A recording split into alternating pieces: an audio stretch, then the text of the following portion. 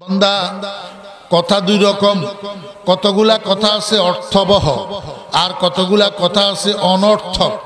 অনর্থক কথা কাকে বলে? অনর্থক কথা ওই কথাকে বলে যেই কথার দ্বারা দুনিয়ারও লাভ হয় না, আখেরাতেরও লাভ হয় না, 10টা টাকাও পকেটে ঢুকে না, 10টা নেকিও আমল নামায় ওঠে না।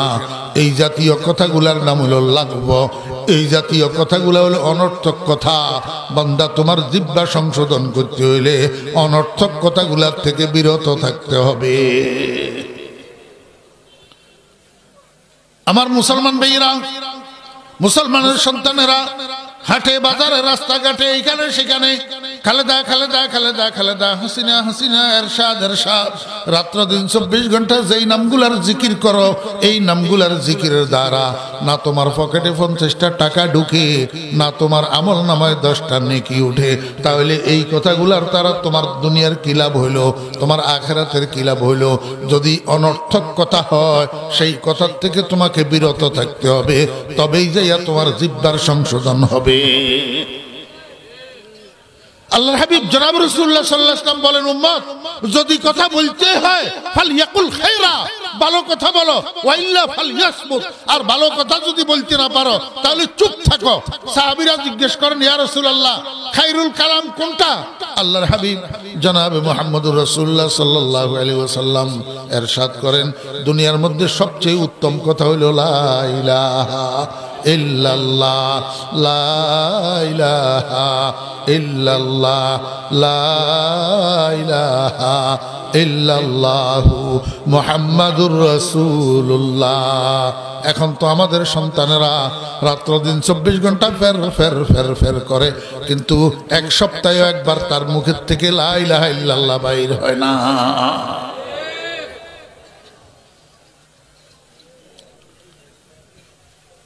আমার ভাইয়েরা, দুস্থ আবাব, আল্লাহ পাক রব্বুল আলামিন বলেন আরেকটা অঙ্গ আছে তোমার 3.5 হাতের মধ্যে, এই অঙ্গটার নাম হলো কলব, এই অঙ্গটার নাম হলো হার্ট, এই অঙ্গটার নাম হলো দিল, এই অঙ্গটার নাম হলো হৃদয়।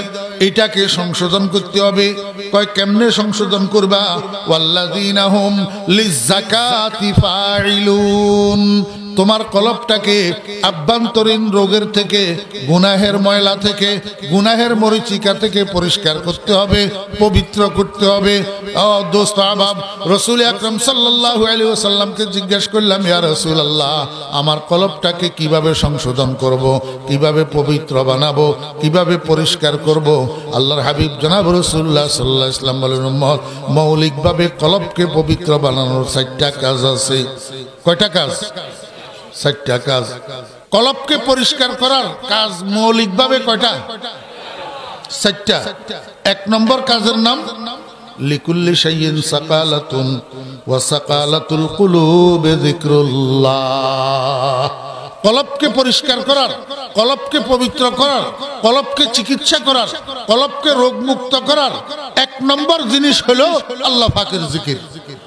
আল্লাহ পাকের উঠকে বৈঠকে চলায় ফেরায় লা ইলাহা ইল্লাল্লাহ, লা ইলাহা ইল্লাল্লাহ, লা ইলাহা ইল্লাল্লাহু মুহাম্মাদুর রাসূলুল্লাহ।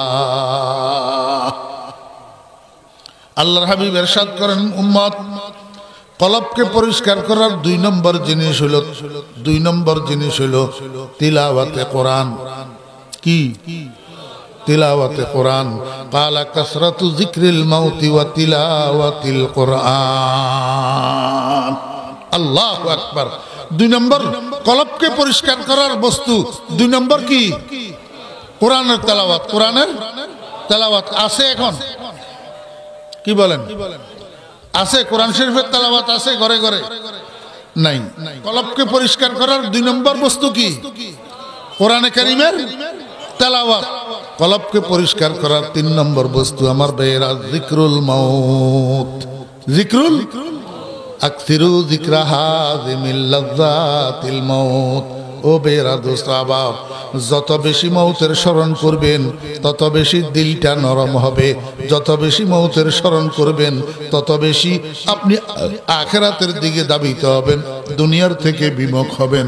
যত বেশি মৌতকে স্মরণ করবেন তত আল্লাহ পাকের আদেশ নিষেধগুলোর প্রতি আপনি অনুগত হবেন। কলবকে পরিষ্কার করার 4 নম্বর বস্তু হলো জিয়ারাতুল কুবুর। কি? জিয়ারাতুল কুবুর। ফাইন্নাহা তুজাহিদুকুম আনিদ দুনিয়া ওয়া তুযাক্কিরুকুমুল আখিরা। আল্লাহর হাবিব বলেন, উম্মত অন্তত দৈনিক 1-2টা কবর জিয়ারত করিবা। যদি না পারো শুক্রবারে হইলেও তোমার মা বাপের কবরটা জিয়ারত করিবা। যেই সন্তান জুমার দিন মা বাপের কবর জিয়ারত করে, কুতিবা বাররা, আল্লাহ পাকের দপ্তরের মধ্যে সন্তান এটাকে নেক সন্তান হিসাবে লেখা হয়। ও ভাইয়েরা, আল্লাহর দপ্তরের মধ্যে যেই মানুষটাকে নেককার হিসাবে লেখা হয়, খোদার কসম এই মানুষটা কখনো জাহান্নামে যাবে না।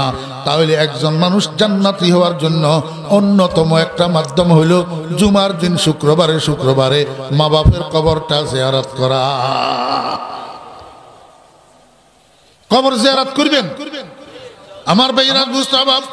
কবরস্থানে যাইয়া প্রথমে কবর জিয়ারতের দোয়া পড়বেন। কবর জিয়ারতের দোয়া, আসসালামু আলাইকুম ইয়া আহলাল কুবুর ইয়াগফিরুল্লাহু লানা ওয়া লাকুম ওয়া আনতুম সালাফুনা ওয়া নাহনু বিল আসর। কবর জিয়ারতের দোয়া পড়ার পরে আউযু বিল্লাহ বিসমিল্লাহ পড়ি, একবার আলহামদু শরীফ পড়বেন, 3বার কুল হুয়াল্লাহ শরীফ পড়বেন কমের মধ্যে, 11 বার দরুদ শরীফ পড়বেন। এরপরে মনে মনে আল্লাহর কাছে দোয়া করবেন, হে আল্লাহ, তোমার কোরআন তেলাওয়াত করলাম, তোমার হাবিবের উপরে দরুদ পাঠ করলাম, এই সওয়াবটুকু আমার আব্বার রূহের উপরে পৌঁছাইয়া দাও, আমার মায়ের রূহের উপরে পৌঁছাইয়া দাও। আয় আল্লাহ, আমার আব্বা আম্মার কবরকে নূরের রহমতে মুনাব্বর করে দাও, আমার আব্বা আম্মার কবরকে জান্নাতের বাগান বানাইয়া দাও। এরপরে কিছুক্ষণ আসবেন না, সেখানে কবরের পাশে দাঁড়াই থাকবেন। কেন? কোন দিকে দাঁড়াই থাকবেন?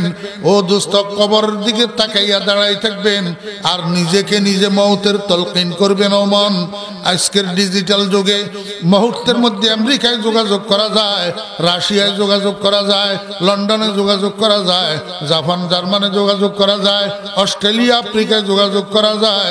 মাত্র 3.5 হাত মাটির নিচে তোর আব্বা যে তোর পায়ের কাছে শুয়ে রয়েছে, তুই তো যোগাযোগ করতে পারতেছিস না, সুখে আছে না দুঃখে আছে জানিস না। ও মন, আগামী দিন এমনও সময় আসতে পারে তোকেও দুনিয়ার মানুষ কাঁধে লইয়া এই 3.5 হাত মাটির নিচে ঢুকাইয়া দিবে। তোর আত্মীয় স্বজন বন্ধু বান্ধব কেউ তোর খবর নিতে পারবে না। কবরের পাশে দাঁড়াইয়া নিজেকে মওতের তলকিন করেন, দেখবেন আল্লাহর রহমতে।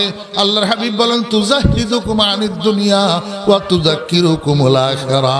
এই কবরের জিয়ারতে তোমার দিলটা নরম হয়ে যাবে, চোখের পানি জর করি পড়বে, তুমি আখিরাতের দিকে ধাবিত হইবা, দুনিয়ার মহব্বত আস্তে আস্তে দিলের থেকে বাইর হবে। কথা বুঝছেন না বুঝেন না? কয়টা অঙ্গ কয়টা? 3টা। এই 3টা অঙ্গ সংশোধন হইলে একটা মানুষ কমপ্লিট সংশোধন হইয়া যায়। 1 নম্বর হলো জিহ্বা, বাকশক্তির মেশিন। 2 নম্বর হলো কলব। এই দুইটারে কি করতে হবে? সংশোধন করতে হবে। জিহ্বা সংশোধন করতে হবে কিভাবে? অনর্থক কথা পরিহার করার দ্বারা। আর কলব সংশোধন করতে হবে কিভাবে? জিকির বেশি করার দ্বারা, কোরআন তেলাওয়াত বেশি করার দ্বারা, মওতের স্মরণ বেশি করার দ্বারা, কবরের জিয়ারত বেশি করার দ্বারা। আরে মনে থাকবে না থাকলে এই যে মোবাইলের মধ্যে যারা রেকর্ড করতেছে এদের একজনের নিবেন, নিয়ে এটারে বারবার শুনবেন, তারপরেও আল্লাহ পাক যেন আমাদেরকে আমল করার তৌফিক দেন। আরেকটা অঙ্গ, এটার নাম হলো যৌনাঙ্গ। এটার নাম কি? যৌনাঙ্গ। আল্লাহ পাক রব্বুল আলামিন বলেন, বান্দা যৌনাঙ্গ এটাকে সংশোধন করতে হবে। আল্লাহ পাককে জিজ্ঞেস করলাম, মাওলায়ে কারীম এই যৌনাঙ্গের সংশোধন কিভাবে করব? আল্লাহ পাক বলেন, ওয়াল্লাযীনা হুম লিফুরুজিহিম হাফিজুন ইল্লা আলা আজওয়াজিহিম আও মা মালাকাত আইমানুহুম ফাইন্নাহুম গায়রু মালুমিন ফামান ইবতাগা ওয়ারাআ যালিক ফাউলাইকা হুমুল আদুন।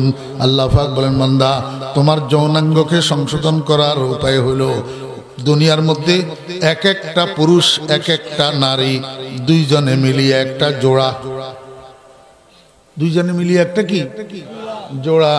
প্রত্যেক স্বামী তার স্ত্রীর জন্য জোড়া, স্ত্রী তার স্বামীর জন্য জোড়া। এখন প্রত্যেকটা মানুষের কাজ হলো এই যৌনাঙ্গটাকে যার যার জন্য অনুমোদিত ক্ষেত্র যেটা আছে এইটা ছাড়া অন্য কোনো জায়গায় যৌনাঙ্গের ব্যবহার না করা, অন্য কোনো জায়গায় যৌন ক্ষুধা নিবারণ না করা, অন্য কোনো জায়গায় যৌন তাকাজার দৃষ্টিতে অন্য কোনো দিকে না তাকানো, এর দ্বারা যৌনাঙ্গের হেফাজত হবে। অর্থাৎ স্বামীর জন্য স্ত্রী অনুমোদিত ক্ষেত্র, স্ত্রীর জন্য স্বামী অনুমোদিত ক্ষেত্র। এই দুইজন ছাড়া, দুইজনের দিকে ছাড়া অন্য কোনো দিকে তাকানো যাবে না, অন্য কোনো জায়গায় যৌনাঙ্গের ব্যবহার চলবে না, অন্য কোনো জায়গায় যৌন পিপাসা নিবারণ চলবে না, তবেই তোমার যৌনাঙ্গ সংশোধন হবে। আল্লাহ কয়, বান্দা এই তিনটা অঙ্গকে যদি তুমি সংশোধন করো তুমি কমপ্লিট সংশোধন হইয়া গেলা। তো আমার সঙ্গে সুসম্পর্ক তৈরি করলা, নিজেকে সংশোধন করলা, দুইটা শর্ত পূরণ হইল। আর একটা শর্ত কি? আল্লাহ পাক বলেন, বান্দা মৃত্যুর আগে দুনিয়ার মানুষ যারা তোমার সাথে জীবন যাপনে রিলেটেড আছে, জীবন যাপনে সম্পৃক্ত আছে, এই মানুষগুলোর মধ্য থেকে কেউ তোমার কাছে কোনো কিছু পাওনা আছে কিনা, এদের কারো তোমার উপরে কোনো হক আছে কিনা, কোনো অধিকার আছে কিনা। যদি থাকে মৃত্যুর আগে পাওনা পরিশোধ করে মরতে হবে, যদি থাকে হক আদায় করিয়া মরতে হবে, অধিকার আদায় করিয়া মরতে হবে। রব্বুল আলামিনকে জিজ্ঞেস করলাম, মাওলাই কারীম কিভাবে আমি পাওনা পরিশোধ করে মরব, হক আদায় করে মরব? আল্লাহ পাক রব্বুল আলামিন বলেন, বান্দা দুইটা জিনিসের হেফাজত করো, ওয়াল্লাযীনা হুম লিআমানাতিহিম ওয়া আহদিহিম রাউন। দুইটা জিনিসের হেফাজত করো, দুইটা জিনিস সংরক্ষণ করো। একটা হলো কারো আমানতের খেয়ানত করিও না, আর একটা হলো কারোর সঙ্গে ওয়াদা বরখেলাফ করিও না। এই দুইটা জিনিসকে যদি হেফাজত করতে পারো তো তুমি দুনিয়ার থেকে যাওয়ার সময় দুনিয়ার কোনো মানুষের তোমার উপরে কোনো পাওনা থাকবে না, দুনিয়ার কোনো মানুষের তোমার উপরে কোনো অধিকার থাকবে না, দুনিয়ার কোনো মানুষের তোমার উপরে কোনো হক থাকবে না, যদি তুমি আমানতের খেয়ানত না করো আর ওয়াদা খেলাফি না করো। কথা বুঝছেন না বুঝেন নাই? কয়টা শর্ত হইল? তিনটা শর্ত। এই তিনটা শর্তের মধ্যে 3 নম্বর শর্তের দুইটা সাইড, একটা হইলো আমানতের হেফাজত আর একটা হইলো ওয়াদা পুরা করা। এই আমানতের হেফাজতের উপরে কিছু আলোচনা করার আমার খেয়াল আল্লাহ আপনাদের সামনে যদি আল্লাহ তৌফিক দেয়। ও ভাইরা দোস্ত আহবাব, দুনিয়ার মধ্যে দুনিয়ার মানুষদের কাছে আল্লাহ পাকের রাখা কিছু আমানত আছে, এই আমানতগুলার হেফাজত করতে হবে। 1 নম্বর আমানত প্রত্যেকটা মানুষের কাছে আল্লাহ পাকের রাখা তার হায়াতটা আল্লাহর আমানত। হায়াতটা আল্লাহ পাকের কি? এই যে নিঃশ্বাসগুলো আমরা নিতেছি প্রত্যেক ঘন্টায় 1000, 24 ঘন্টায় 24,000 নিঃশ্বাস নিতেছি। এই নিঃশ্বাসগুলা নিয়ে আমি জীবন ধারণ করতেছি।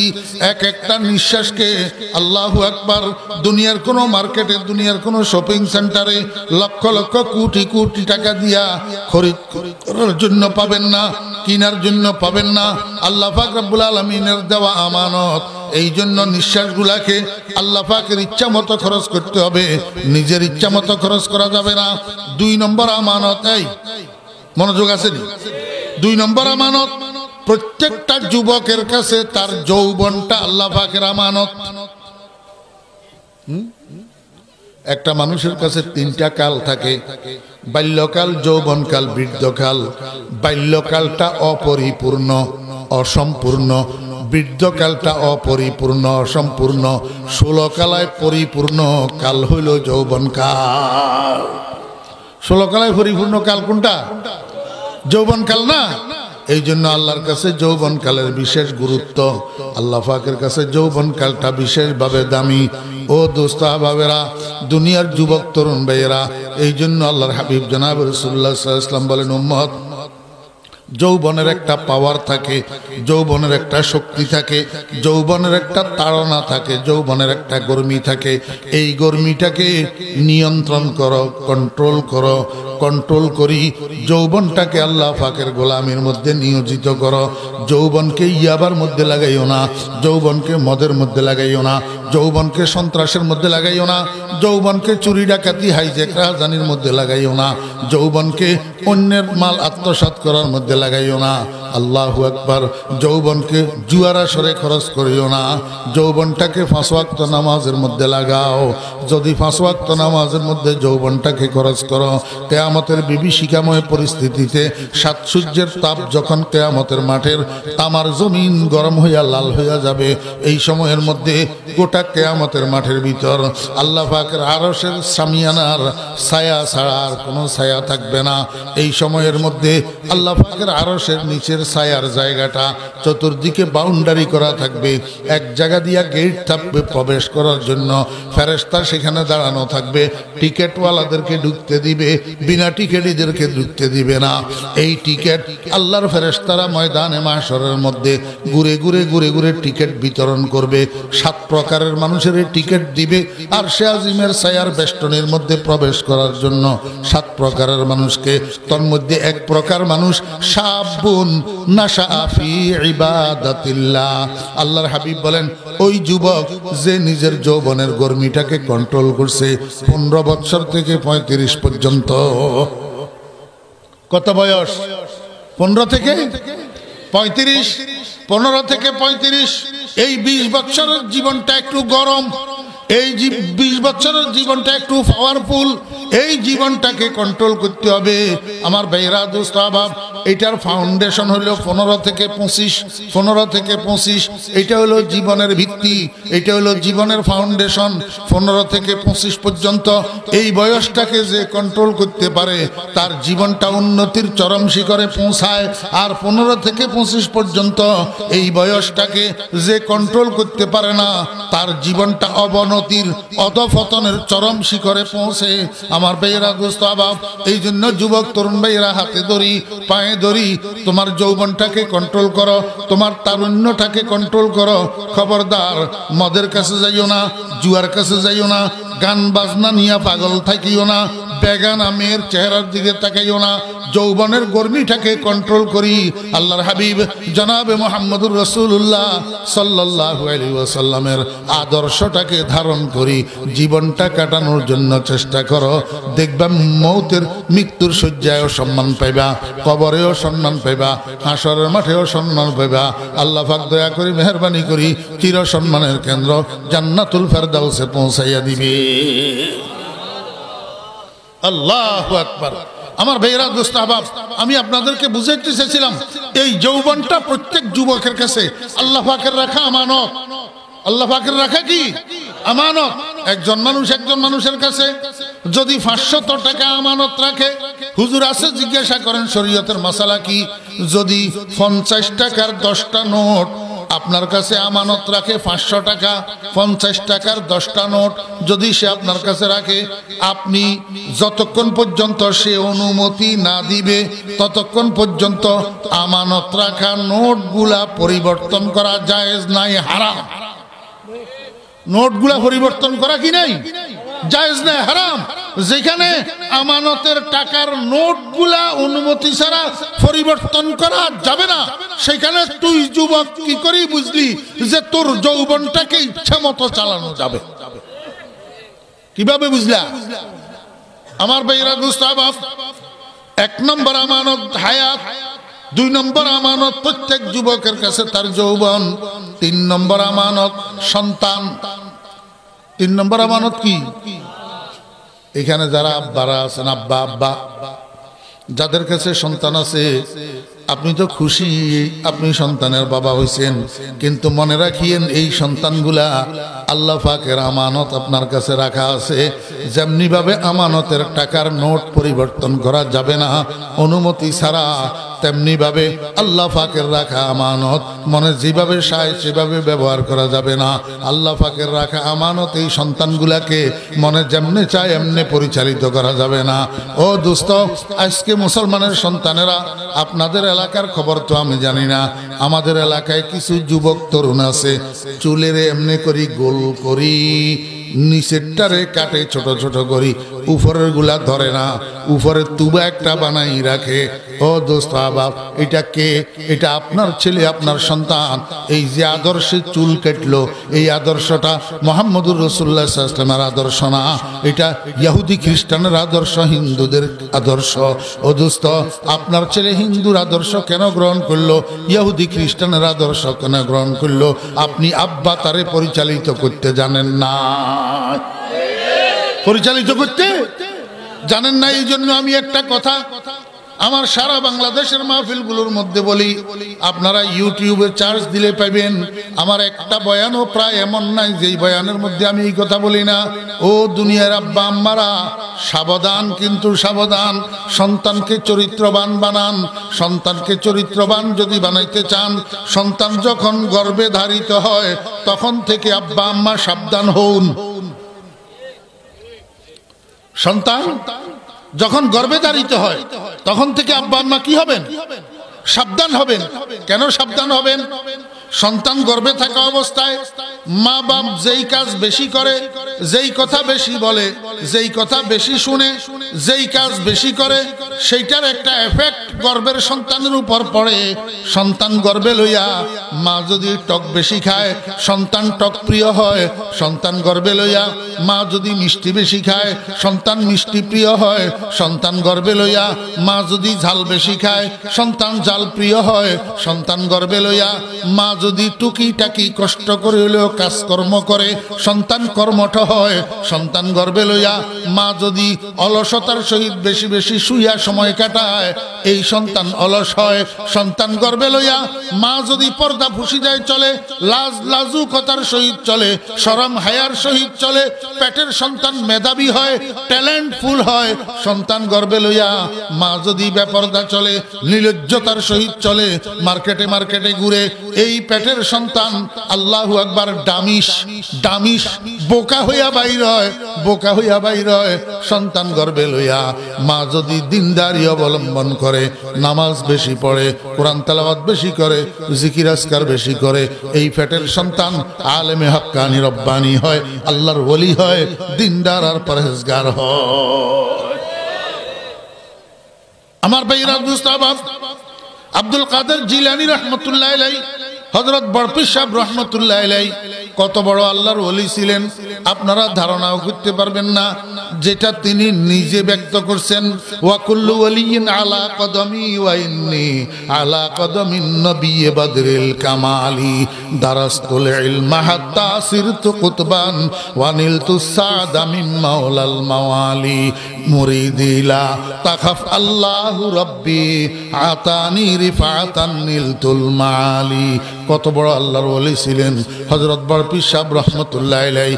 উনি বলতেছেন, ও দুনিয়ার মানুষেরা, বড়পীর সাহেব রহমতুল্লাহ আলাইহির জীবনের মধ্যে লিখতেছে, বড়পীর সাহেব রহমতুল্লাহ আলাইহির সর্বপ্রথম যেদিন মুখ ফুটছিল, আমাদের সন্তানদের প্রথম মুখ ফুটে দাদা বাবা এই শব্দগুলা দিয়ে একটা একটা শব্দ মুখের থেকে বাইর হয়। কিন্তু আব্দুল কাদের জিলানী রহমতুল্লাহ আলাইহির যেদিন মুখ ফুটছিল, সর্বপ্রথম মুখের থেকে বাইর হয়েছিল আউযু বিল্লাহি মিনাশ শাইতানির রাজিম, বিসমিল্লাহির রহমানির রহিম, আলহামদুলিল্লাহি রাব্বিল আলামিন, আর রহমানির রহিম, মালিকি ইয়াউমিদ্দিন, আলিফ লাম মিম, যালিকাল কিতাব লা রাইবা ফিহি হুদাল লিল মুত্তাকিন। শিশু আব্দুল কাদের কোরআনে কারীমের তেলাওয়াত করতেছে, চলতেছে চলতেছে চলতেছে, থামে না, যাইতে যাইতে যাইতে যাইতে 18 পারা পর্যন্ত যাইয়া তুই থামছে। এখন ঘরের মানুষ সবে বুঝছে আব্দুল কাদের মায়ের পেট থেকে 18 পারা মুখস্থ করে নিয়ে এসেছে। ওনার সাওয়ানে উমরির মধ্যে লিখে